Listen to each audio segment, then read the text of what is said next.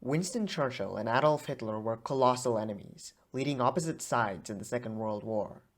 But did they ever meet face to face? I'm the Enlightened Edelweiss, and in this video we'll be answering the question of whether Churchill met Hitler.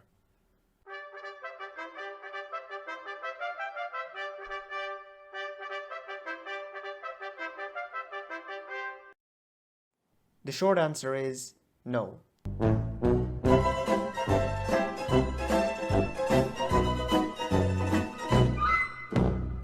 No, don't leave. I'm just kidding. The video hasn't ended yet.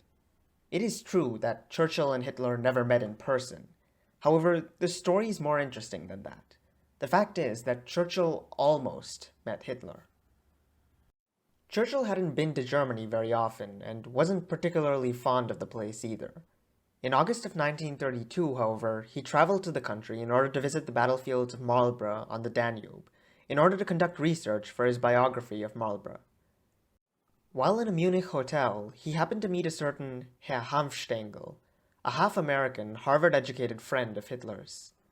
Hanfstaengl was rather keen on meeting Churchill, and wanted to arrange a meeting between him and Hitler.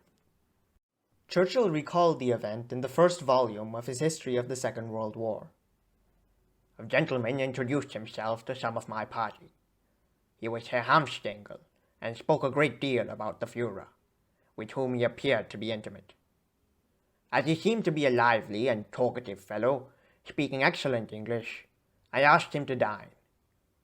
He gave a most interesting account of Hitler's activities and outlook. He spoke as one under the spell. He had probably been told to get in touch with me.